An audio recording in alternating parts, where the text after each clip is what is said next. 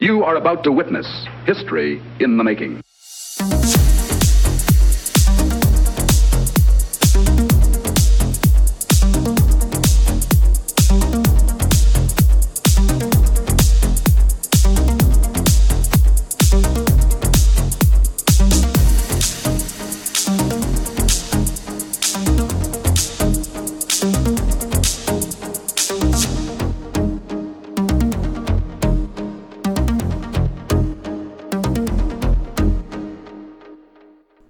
Good morning, good afternoon, good evening, and welcome to the Pop Culture Gamers podcast.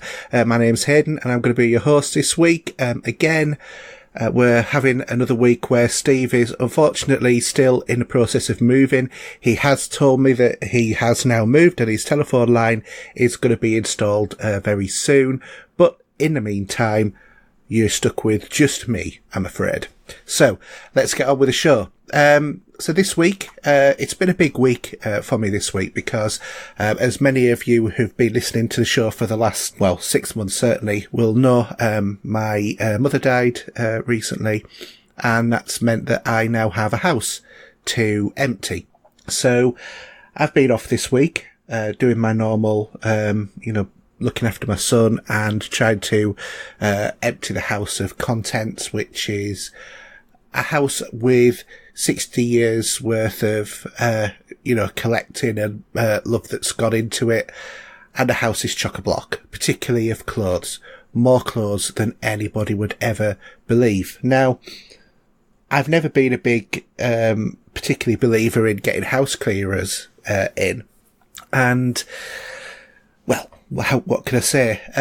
In terms of doing it, it has been really quite overwhelming. I think that the word is to say.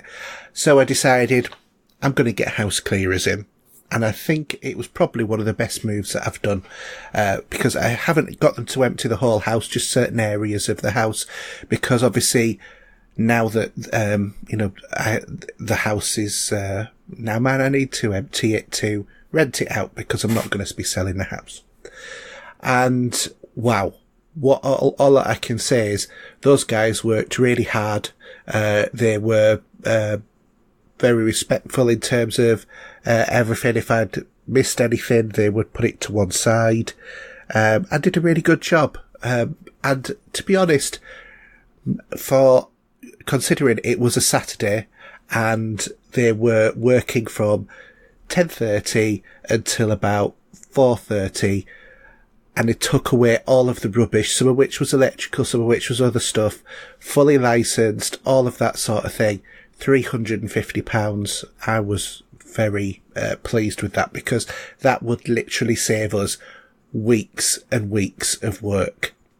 So if anybody is out there thinking about having a house clearance, then I would definitely recommend, go on, check a trade, have a look at house clearers, because it does make the whole thing a lot easier for you, because especially going through, family, stuff, once you've gone through the pass-through to see what you want to keep, after that, you do tend to start looking at it and say, I'll keep that just in case. And then you end up not whittling away an awful lot, whereas somebody coming along dispassionate and occasionally asking you, are you sure you want me to get rid of this, is much easier than just, but obviously you have to check to make sure that all valuables and jewellery and that sort of thing is taken away beforehand. That's what I did, just to make sure nothing went by accident rather than what I intended. So so it's been a bit of a hectic week in terms of that, and to be honest, most of what I've done has been really revolving around that. So it's an interesting experience, certainly.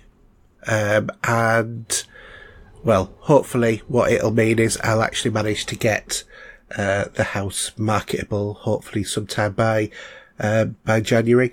I've also had installed an electric garage door, which they look, if anybody's ever got one, they are the best things going.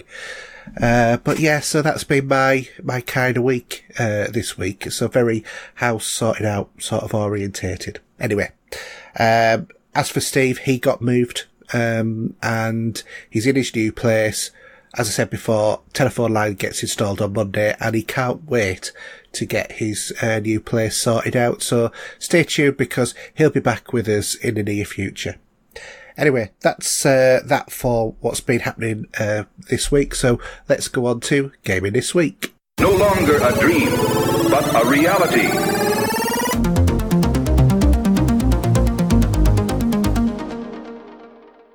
Alright, so Gaming This Week. And first off, we have news. And this is good news for all of you Diablo fans. It's been BlizzCon 2019 this week. And just announced Diablo is returning after 7 years. So we are finally going to get Diablo 4, which the game is going to be much darker and grittier, more like Diablo 1 and 2 rather than Diablo 3. We don't have a confirmed release date yet, but it will be available for PS4, Xbox One, and of course, PC. So that's really good news. I'm a big Diablo fan myself, love Diablo 3. I must admit though, I am sick of going through that same campaign all the time now. So having a fresh campaign on there, that'll be a good move, I think, in terms of Diablo. Okay, so in terms of new releases this week, we have quite a few because we're in the silly season now. So we have Black Sad Under the Skin on PS4, Xbox One and Switch and PC on the 5th of the 11th. Just Dance 2020, PS4, Xbox One, Switch, Stadia and Wii on the 5th of the 11th. Planet Zoo, digital only on the PC on the 5th of the 11th. Conception Plus Maiden of 12 Stars on the 8th of the 11th. That's on the PS4. The one that a lot of people have been waiting for. I think this is going to be a game that is going to really divide opinion. Either you're going to love it or you're going to absolutely hate it, I think. But that is Death Stranding, and that's on the PS4 on the 8th of the 11th. We've also got Disney Sum Festival on the Switch, 8th of the 11th. Jumanji, the video game, PS4, Xbox One, Switch and PC. Again, same date. Layton's Mystery Journey, Catrelli and the Millionaire's Conspiracy on the Switch on the 8th of the 11th. Mario and Sonic at the Olympics, Tokyo 2020 on the Switch. We've got Narcos Rise of the Cartels on the PS4, Xbox One and PC. Need for Speed Heat, PS4, Xbox One, PC. New Super Lucky's Tale on the Switch. And Stranded Sails Explorers of the Cursed Island on the PS4 and Switch again on the 8th of the 11th. So, a few good sounding games there, a few franchises coming back. Definitely interested to see what Death Stranding is all about. So anyway, moving on. We've had the games with gold, so if you've listening to this, you might have already have downloaded these, but in terms of the Xbox, from the 1st to the 30th of November, there is Sherlock Holmes, The Devil's Daughter, and on the 16th to the of November to the 15th of December, we have The Final Station. Also, there is Star Wars Jedi Starfighter on the 1st to the 15th of this month, and then the end of the month, it's Joyride Turbo. PlayStation Plus, we have Noah and Outlast 2, so I think that PlayStation definitely has it this month. And if you're into Twitch, we have a series of games, 5 of them in total. There is Double Cross, Darksiders 2 Definitive Edition, or I should say Death Definitive Edition, the absolutely marvellous Planet Alpha, Sword Legacy Omen, and Turmoil. And if you're loading up games onto Epic, this week there is Soma and Costume Quest, and coming soon, which is basically next week, Nuclear Throne and Ruiner.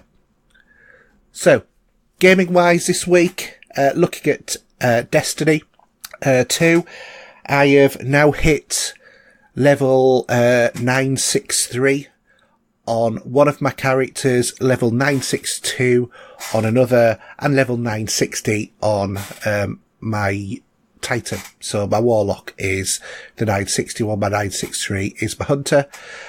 And be just continuing, obviously going through the the Undying season as it is. There has been some changes within the tower. There is currently the Halloween festival, which I forget what they call it, on there. And there is a new mode of the Infinite Garden, which is blacked out. And basically you have to try and get through 9 different levels of that within 15 minutes. If you get a good fire team, it is very doable, because it's a bit like the old Magnus Magnuson, I've started so I'll finish. If you get halfway through whatever level that you're on, then it will continue once 15 minutes is down. But after that, that is then the end of that level. And then you get to run up to a chest with a disappearing floor. But there is a very easy path across that, which actually I stumbled across on the very first go. So I think I've only fallen down there twice in total. And that was just because I wasn't too quick on pressing the jump button. So other than that, that's the main thing that's been on there. There is also the new dungeon that's in there. I did go in. I made the mistake of going in solo. It is quite rock, because I think it's about like level 920 or something or other like that. Solo, that's quite a hard ordeal, because as soon as somebody shoots you, it takes out a good chunk of your energy. In terms of the season pass, I'm also on a season pass level 96, 97. So not many more levels, and then I've completed the season as well, which I'm really quite chuffed about. So that's the Destiny news. I think that Iron Banner is returning this week. I do believe that I read somewhere. So hopefully be able to get a bit more on. I did venture actually the week before last into the Crucible, but I only ever play one mode in Crucible, which is Mayhem. And in that mode, I always feel that the game is a little bit more balanced, because you do tend to get, how can I put it? The different abilities tend to cancel each other out. So your super abilities recharge faster. And as a result of that, you can actually get kills in a lot of the time on, Iron Banner and other sort of events. It's these people who play the game constantly, get, looking for certain guns with certain god rolls so that they get one-hit kills. You've not got much comeback on those sort of people. So that's why I quite like the I forgot what it's called, mode, because it's just makes it a lot easier for you to be able to play equally against people. Mayhem, that's it. That's the name of the multiplayer. So yeah, so that's Destiny. I'm not going to labour on that, because I know that we've talked an awful lot about Destiny, as we always talk a lot about Destiny. Another game that I've been playing as well is Outer Worlds. So unless you've been living under a rock, you will no doubt know what this game is. But it's from Obsidian, who obviously produced Fallout New Vegas, and you're lost in transit while on a colonist ship bound for the furthest edges of the galaxy. You are awoken decades later, expecting to find yourself in the midst of a deep conspiracy to destroy the Halcon colony. So you explore the furthest reaches of space and encounter a host of different factions in the game that all vying for power, and you decide who will determine the fate of the galaxy in that sort of respect. And that's the game. So in terms of this is...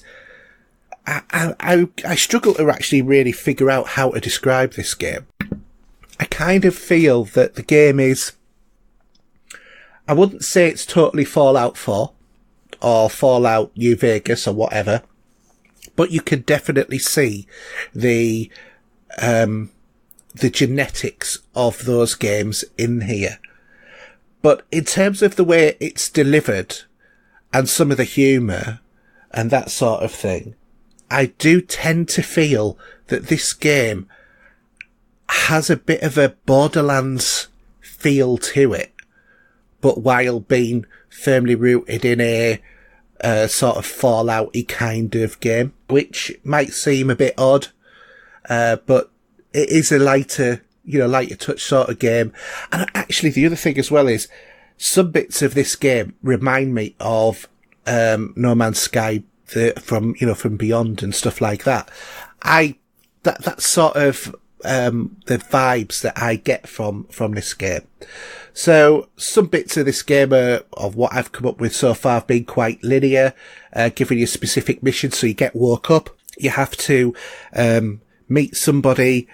They end up being I won't say, but let's face it, you don't meet them, and you end up having to take control of their ship, which you have to find, and then you also have to be able to make the ship work because it has a faulty engine, so you need to get the relevant parts for it, that sort of thing. And the game has different sort of skill sets for there, so some to do with dialogue, some to do with strength, some to do with basically every sort of statistic for an RPG game that you would possibly want, really. It's all there, and you can have a bit of an option at the beginning. When you first start the game, there is a very comprehensive sort of character creator, which I think that you could get stuck on for ages.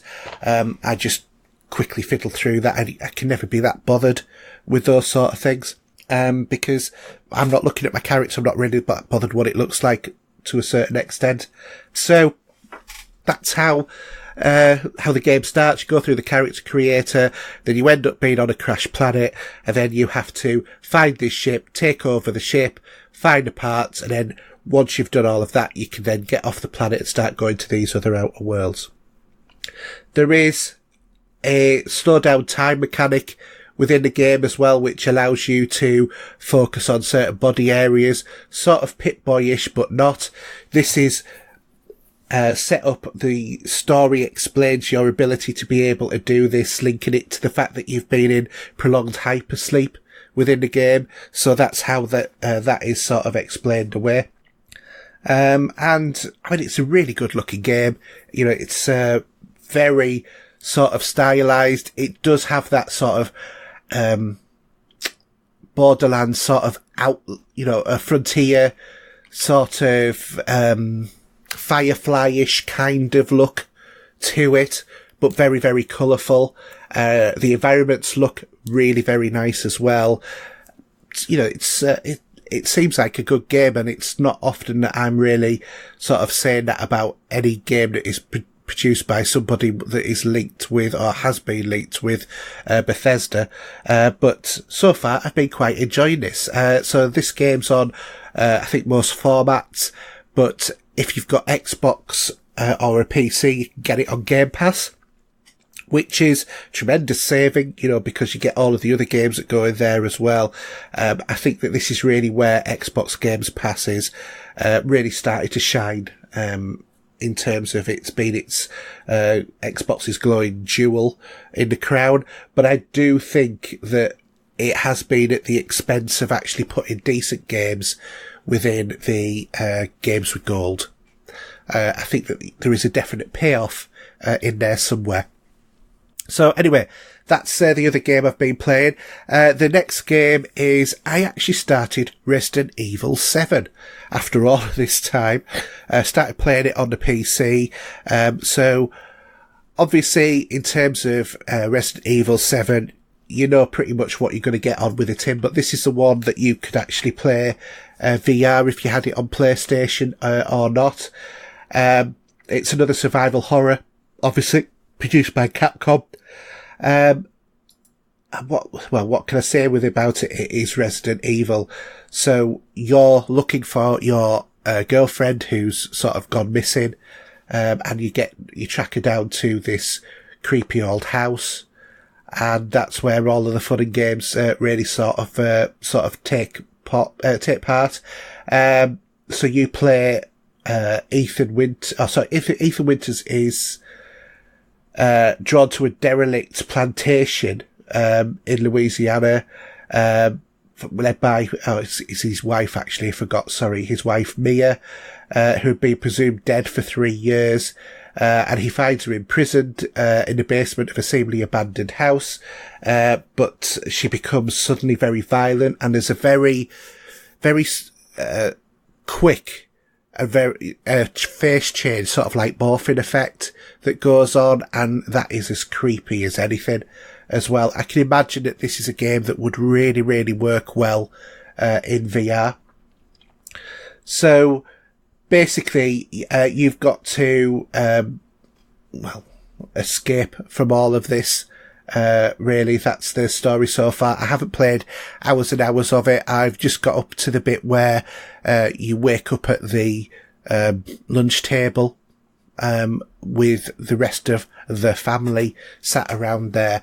It's very different so far from the, previous Resident Evil games. It's, I've not come across anything referencing Umbrella Corp or anything like that, but who knows, it might come through at a later point. Like I said, very, very early. Great deal in terms of this. It was about $7.99, I think it was, or $9.99 from Hot UK Deals, with all of the DLC, the Gold Edition, which is really quite good for PC. But yeah, it's not a bad game at all. I do look forward to playing a bit more of it. Okay, so that's it for this bit, and we'll go on to movies, TV, and streaming. In quest of a better life,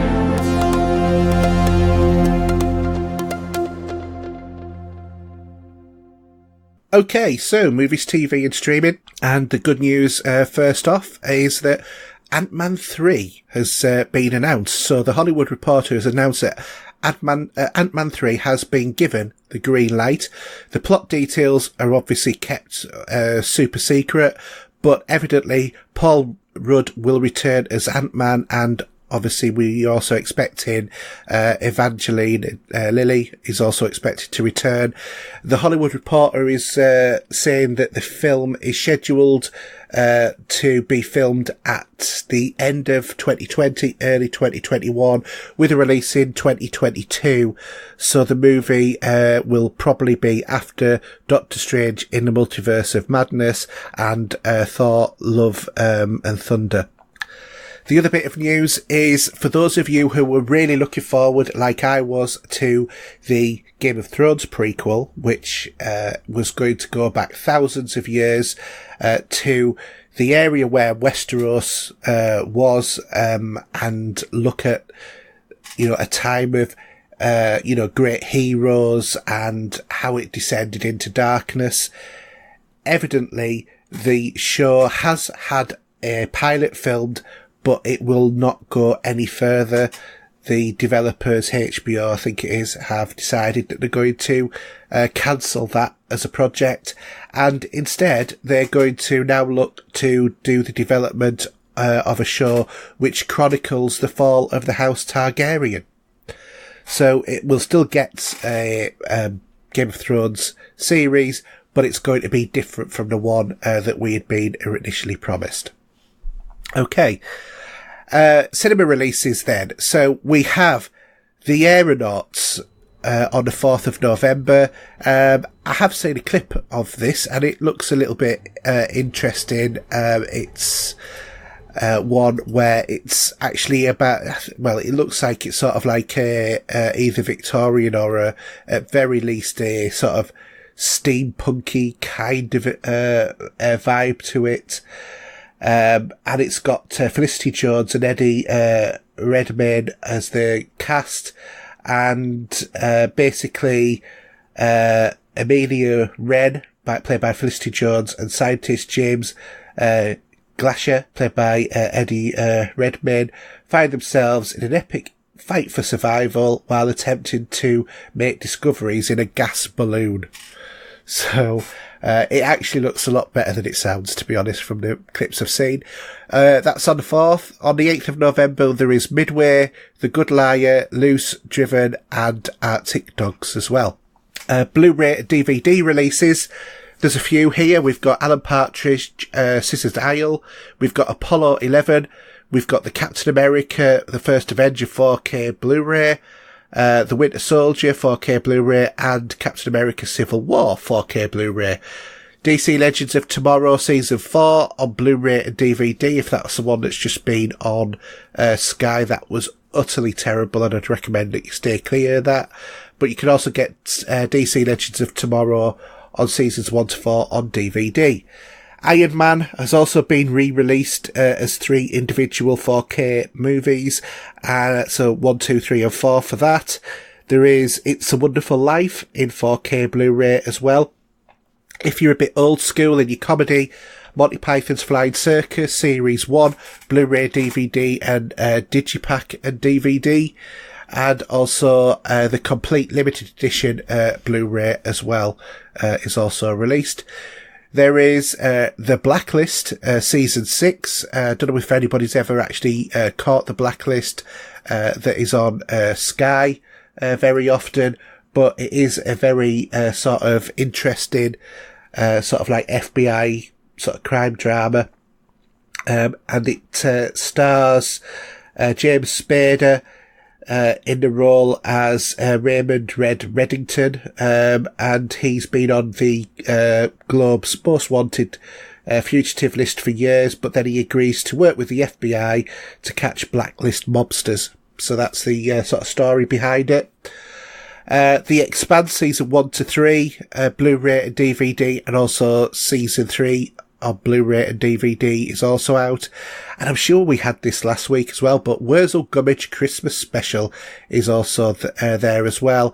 And finally, Yesterday, which is the story about the Beatles music where the Beatles never existed, and somebody jumped dimensions into a world where they didn't exist and then re-released all of their songs, and it had that thing of instead of singing Hey Jude, why do you do Hey Dude?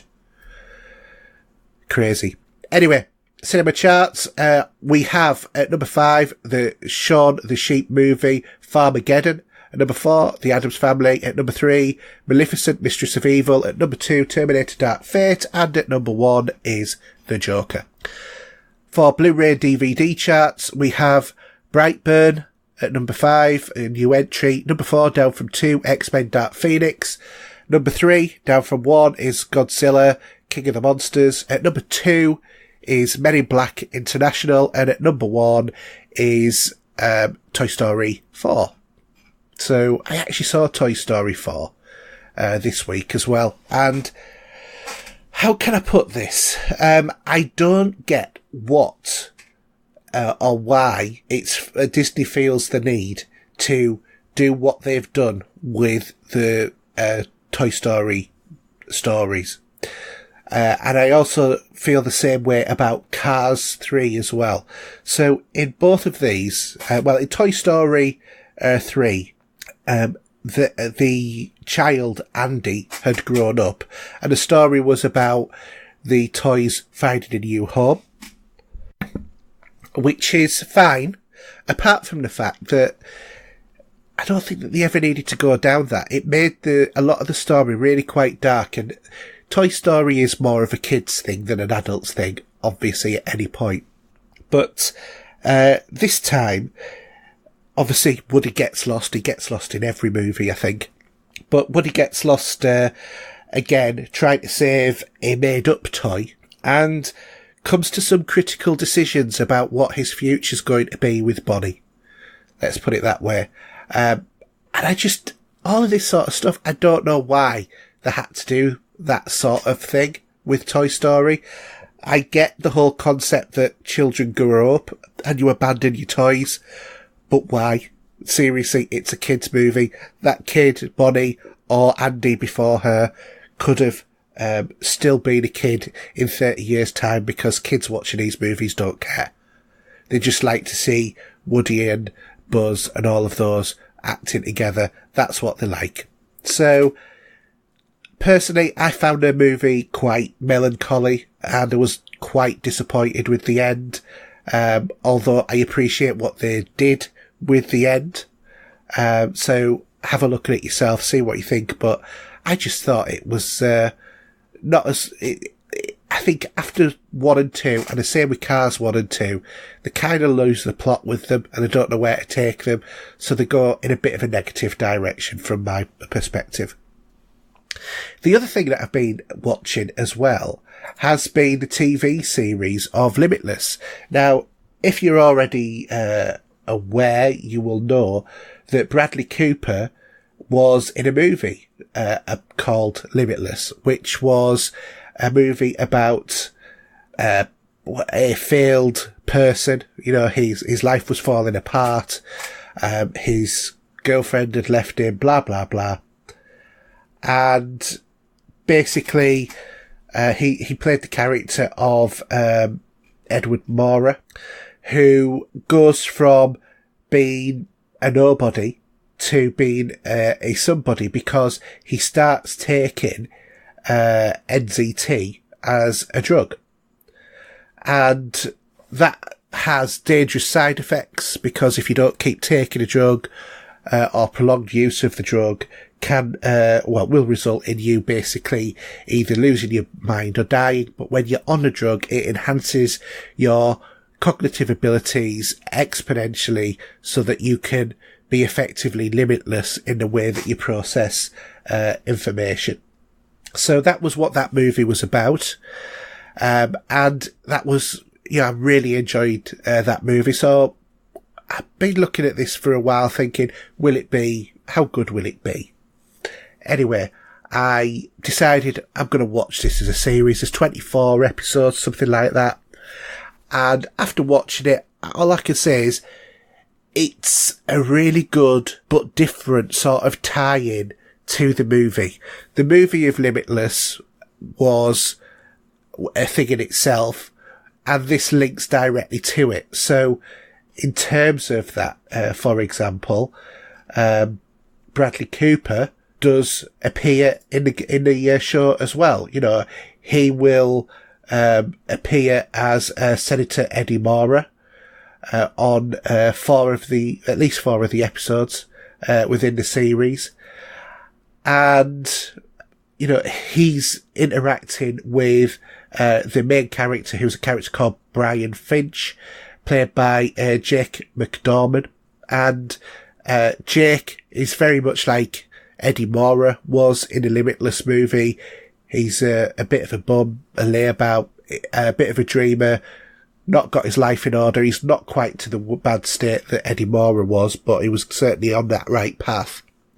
And then he takes NZT, and suddenly, you know, he gets lots of cognitive abilities for the next 12 hours, able to do stuff, yada, yada, yada, the normal sort of stuff. The FBI get his attention, but what gets his attention is the fact that they believe that he is actually immune to the effects of NZT, the negative effects. He's not actually immune.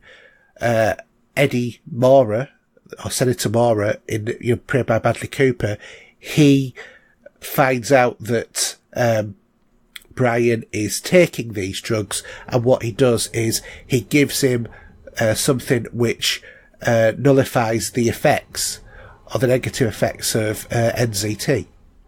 So he appears, to all intensive purposes, to be immune to the effects because he's on this occasional dosage of this sort of like anti-NZT drug. So what happens is the FBI have seized all of the NZT that they're aware of that's been produced, and they have loads of these pills, but they've tried some clinical trials, but everybody died. And now that they know that Brian is immune, they decide, right, okay, well, let's use him and we can see how good he is and he can help solve crimes as well. This suits Eddie Mora perfectly because Eddie Mora wants somebody on the inside of the FBI. So Brian has to sort of like play a double slot because he gets threats against his family if he doesn't work for Eddie Mora to keep an eye on what they're actually doing. So he ends up getting a handler who is played by Colin Salmon, who I'm sure that you will have seen him in lots and lots of different things. He's been in a lot of famous stuff. He's been in Resident Evil, Alien vs Predator, Mortal Engines, Punisher, Silent Witness. He's been in all sorts. I think he's been in James Bond as well, if I remember rightly. But he's been in a lot of different things. He's been in 24, Live Another Day. He's been in Arrow, all sorts. Anyway, so he becomes his handler, and Brian has to report to him, and he works for Eddie Mora, and that's the story basically. So it's like a serial crime-solving sort of drama, but from the FBI perspective, with Brian as this genius when he's on NZT. But there's also this underrunning plot because Eddie Mora, Bradley Cooper's character, is running for president of the United States at the same time, and it's about what's happening with him because he's on NZT, etc., etc. There's only one season of this, and I think it's a real shame, because they do deliver it. The show breaks the third wall occasionally, so if you're not used to that sort of thing, it might not be for you. And they do a few daft sort of things. There is this one episode where they're looking at a multiple serial murderer, and while he's on drugs, he decides he's not going to call it murder anymore. He's going to call them hugs. So murderers become huggers, or a serial hugger, which is quite amusing. And then every time there's graphic descriptions, they keep changing it. It only happens for one episode. It just sort of like changes the pace of it a bit and makes it a bit funny. But definitely worth a bit of a look if you're actually stuck on something to watch. There's about 24 episodes in there, something in that region. I've enjoyed it. I've binged watched it. They're evidently not going to create any more of the show. Evidently Netflix was a bit nervous about the fact that the show is about somebody who's on NZT or drugs to enhance their cognitive abilities, and from what I understand, they believe that it encourages people to do drugs, and so their social conscience is we shouldn't actually be promoting or developing this as a TV series, which I think is a shame because, like I said, it's an enjoyable show. So just enjoy the first season, guys, is my advice to you there. Alright, so that's it for the movies, TV and streaming, and we'll go on to your listener questions. John, what's happening to us?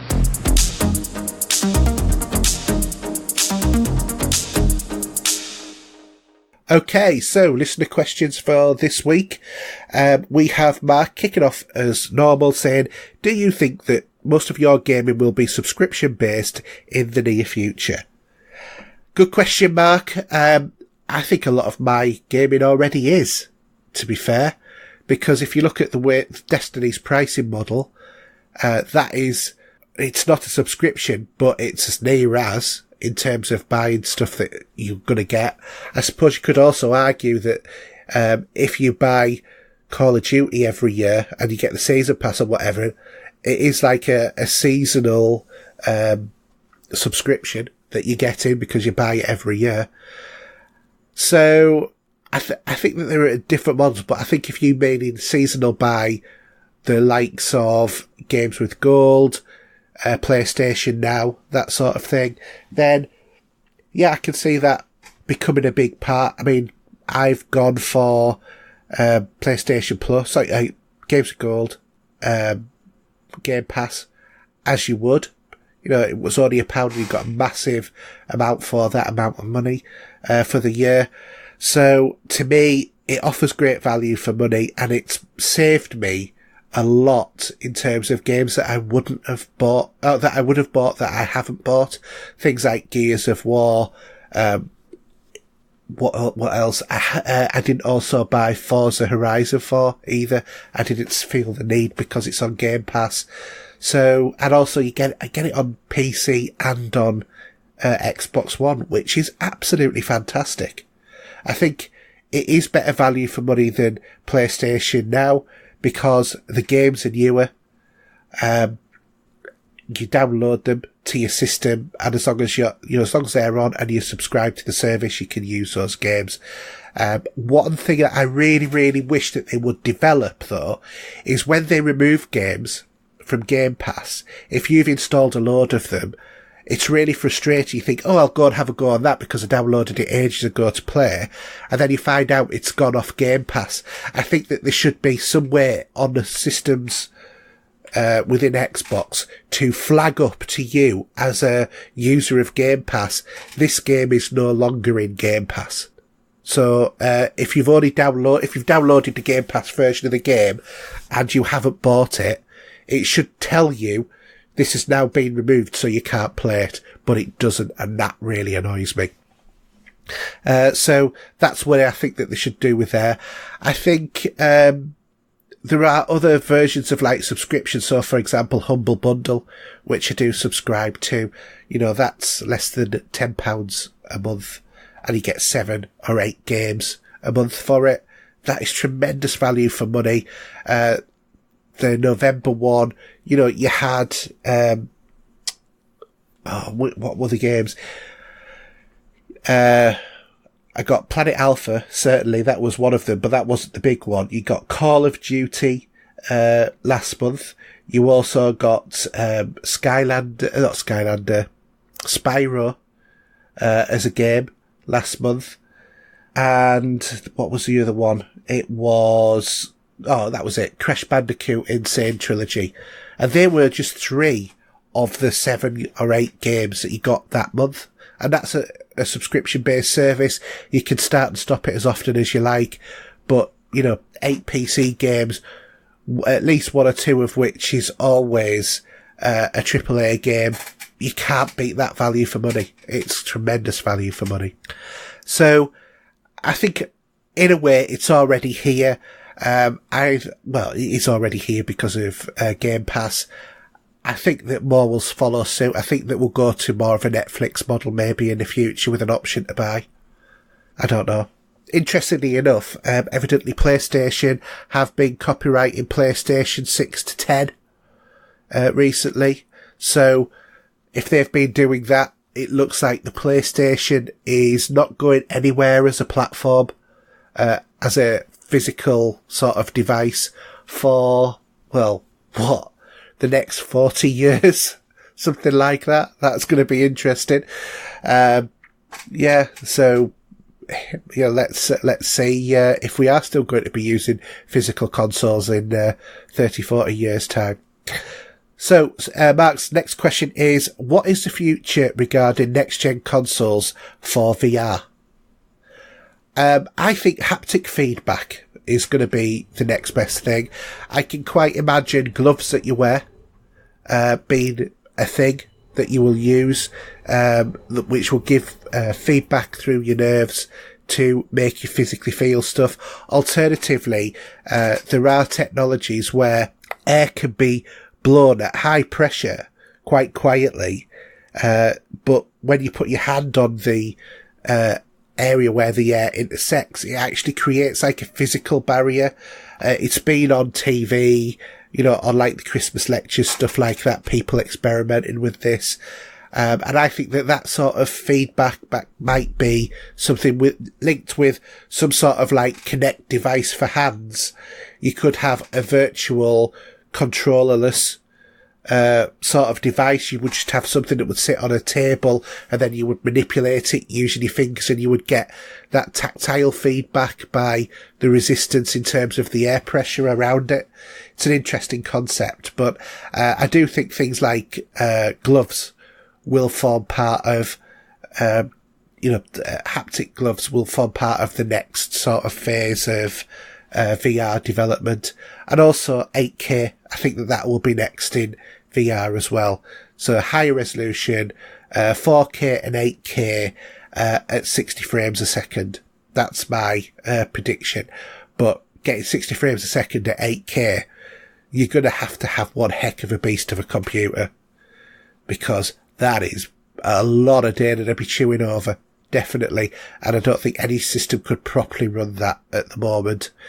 So it'll be interesting to see how that goes. Anyway, John Cowlin from Facebook says, what features on the new consoles are on your wish list?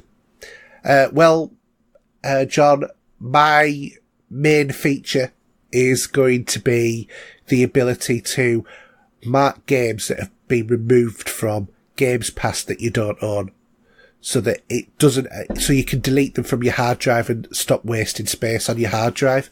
That's what I want, or it to automatically delete games you don't own that you've downloaded but are also on Game Pass.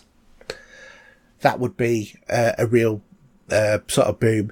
The other thing I would like to see is more flexibility in terms of streaming. So, being able to put on animations and all of that sort of stuff that you can do on PC that you can't do on consoles. I think that the PlayStation slightly beats the Xbox in terms of streaming, but only slightly. And the reason why I say that is because of their god-awful interface. Because the interface where you show the chat on the screen, the text is really large and it wraps and it looks absolutely terrible. They need to do something about that. So custom sort of like fascias for your streams, all of that sort of thing. Basically everything that you could do in Dreamlabs we want on consoles nowadays. Steam Labs, OBS, I mean. Anyway, Paul Wilson, if you could go back in time, which single purchase of a game, computing or movie related item, if you had not opened it, kept it sealed in pristine condition, would be worth the most money to you today? I have no idea. I really, really don't have any idea in terms of that, because I don't really think in that way. Of buying something thinking this will be worth a lot of money. No, I can't really think of anything at all. I do have a poster with the signatures of 22, or is it 20, of the cast members from the entire Star Wars franchise. One of which is Kenny Baker, who is no longer with us, unfortunately. And I think Peter Mayhew, who's also died. That I would say is probably my best valuable possession, certainly for my own sentimental sort of reasons. So that's movie related. Craig Cole, he says, let's pretend. Okay, so Scooby-Doo. It's a zombie apocalypse. Where will you go and what type of shelter and weapons will you use? Well, I think I'll go to the Winchester. Do you get it, guys? Shaun of the Dead. I love that movie. I think it's a perfect zombie apocalypse movie. So where would I go? I think it would depend upon the type of zombies that you've actually got. I mean, if they're able to sort of like climb upstairs or whatever, I could stay in my own house and just go upstairs because they wouldn't be able to come up. But I think it's one of those things of probably look for a group to get with so that you can actually protect yourselves in larger numbers. In terms of weapons, what I would use, how about a samurai sword? That would be quite cool. Yeah, let's be like Michonne on The Walking Dead and chop their heads off. That would be perfect for a zombie apocalypse. All right, so the last question this week then is from Nick Wilson. Do you ever struggle to watch TV shows or movies when your phone or iPad is right there? I try not to, but my mind just wanders. I would say that the answer is yes and no. I think it's dependent upon how engaged I am with the show. I can very easily become distracted by shows. I'm a little bit of a magpie of, something more shiny over there. But if I really get involved with a show, then it'll have my utter concentration. So it really does depend. But I do think things like the ping that your phone or your iPad makes is specifically designed to make you look at that as a device. obviously, to notify to you that there is something there, and that can be really distracting for what you want to do. So, yes and no is my answer. That's the best way I can put it. Okay, so that's it for this week. It is a short show, but what we're going to try and do from now on, because we have missed shows in the past, I am going to try and get a show out to you guys one way or the other, even if it's just a short show like this, so that you get that consistency week in, week out. I can't promise it's going to be all the time, and we do try, Steve and I, to preferably do a show together rather than separate. So Steve will hopefully be back next week if he gets his move sorted out. But otherwise, just to be able to contact me on the show, then if you look for HERJ UK on every platform going, you'll be able to find me there. So Xbox, PlayStation, Steam, Great Old Games, Origin, Uplay, you name it, we're on there, or Epic as well. If you want to follow me on Twitter, it's HERJ UK as well. And just search for HERJ UK for the Pop Culture Gamers YouTube channel, or you can also search for Steve 007 or STEVE 007, not 00. Because Steve does his own sort of like little line of music and stuff like that on there. If you want to get in contact with the show, you can email podcast@popculturegamers.co.uk, visit our website, popculturegamers.podbean.com. You can follow us on Twitter at popculturegamer, or you can follow us on our Facebook group as well. Don't forget the show's available on iTunes, Spotify, Podbean, and it's even available on your Amazon Echo device using our very own Alexa skill. If you want to support the show, you can follow me on my Twitch channel, HERJ UK, and subscribe there.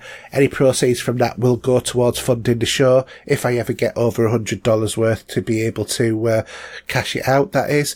If you would prefer to support the show in other ways, however, please share links to the show with your friends and in other groups, or write us a review on iTunes or somewhere like that. We would be very grateful. So that's it. Like I said, short show this week, but it's a good night from me, and it would be a good night from Steve. Good night. You are about to witness history in the making.